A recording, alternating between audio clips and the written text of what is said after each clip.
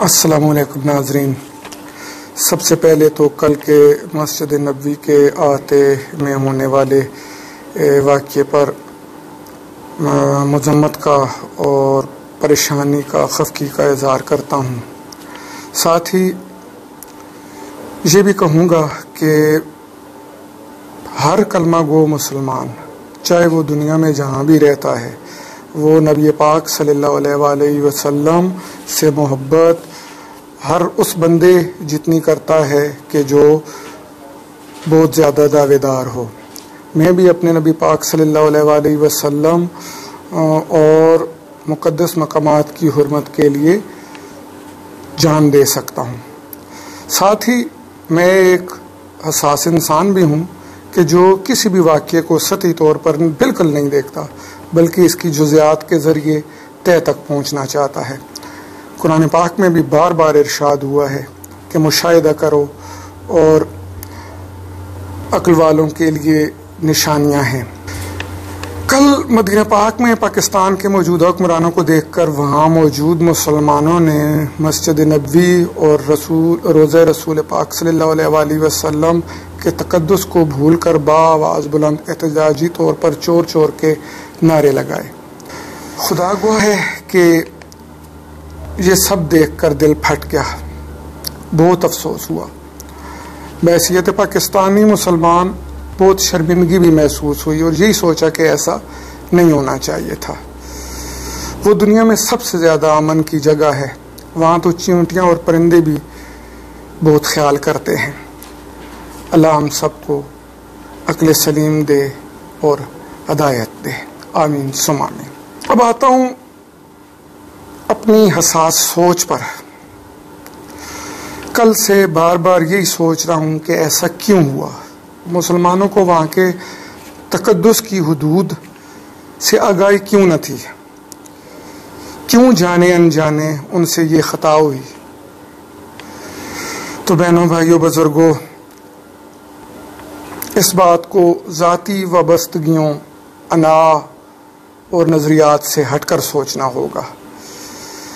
میرا خیال ہے کہ ہر مسلمان، چاہے اس کا ایمان جس درجے کا ہو، وہ نبی پاک صلی اللہ علیہ وآلہ وسلم سے محبت اور ان مقدس مقامات کی تعظیم کے لحاظ سے اول نمبر پر ہی ہوتا ہے، کیونکہ یہ کلمے کا اثر ہے کہ مسلمان ہر حال میں ان مقامات اور وہاں کی زیارات سے محبت کرتا ہے۔ اصل بات یہ ہے کہ ہم پاکستانی جب سے پاکستان بنا ہے، ہمارے سیاستدانوں، علماء اور دیگر صاحب بیان اور صاحب علم لوگوں نے عوام کو شعور و آگاہی دینے کے بجائے آپس میں لڑائی جھگڑے اور مذہب کو اپنے مفاد کے لیے استعمال کا سلسلہ جاری رکھا۔ تاریخ کو پھرولیں، قائد اعظم رحمۃ اللہ علیہ کی موت سے لے کر فاطمہ جناح رحمۃ اللہ علیہ پر دشنام ترازی سے ہوتے ہوئے آج تک جو ادھم مچا ہوا ہے اور مذہب اور نظریات کو اپنے نفع کے لیے استعمال کیا جاتا رہا تھا اور رہا ہے، اس کے بعد عوام کے شعور پر تنقید کرنا میری نظر میں بہتر نہیں۔ میرا تو خیال یہ ہے کہ یہ ساری غلطیاں ہمارے حکمرانوں کی ہیں، ہمارے ان چند علماء کی ہیں جو مذہب کو اپنے مفاد کے لیے استعمال کرتے ہیں۔ عوام کی تربیت ہی اس ملک میں ایسی ہوئی ہے کہ وہ شعور کی اس بلندی تک نہیں پہنچ سکے کہ جہاں پر وہ احتیاط کا معنی سمجھ سکیں۔ بہت برا ہوا، ایسا نہیں ہونا چاہیے تھا۔ میں نے ویڈیوز دیکھی ہیں، مسجد نبوی کے احاطے سے دور یہ واقعہ ہوا ہے، لیکن پھر بھی بطور مسلمان میں اس سارے ایریے کو مقدس سمجھتا ہوں، اس کی ایک ایک جگہ کو احترام کے قابل سمجھتا ہوں۔ لیکن جس طرح ہمارے حکمران عوام کے جذبات سے کھیلتے ہیں، اب یہی دیکھیے کہ پچھلے دنوں حکومت کی راتوں رات تبدیلی ہوئی، صبح و شام میڈیا پر آ کر ان کے ترجمان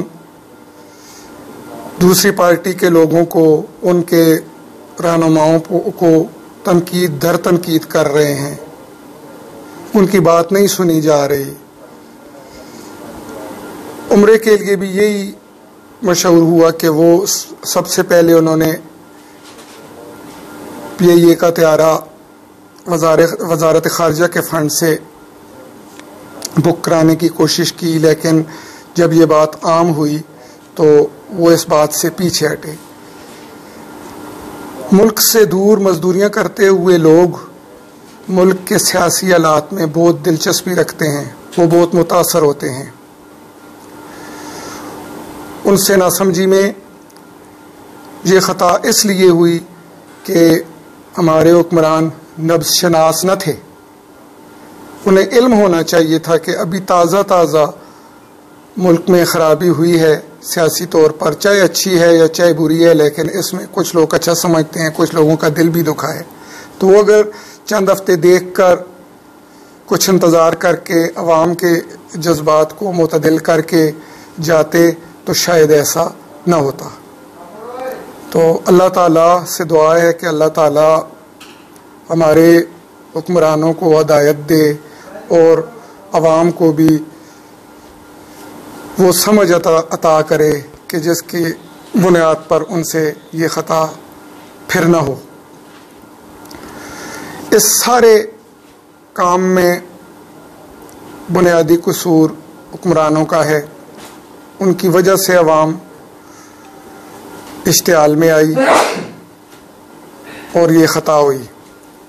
اللہ ہمارے حکمرانوں کو بھی نیکی کی راہ پر چلنے کی توفیق دے اور انہیں ہدایت دے تاکہ وہ ملک کی خدمت کے ساتھ ساتھ عوام میں بھی شعور اور آگاہی پیدا کر سکیں تاکہ آئندہ ایسا نہ ہو۔ والسلام۔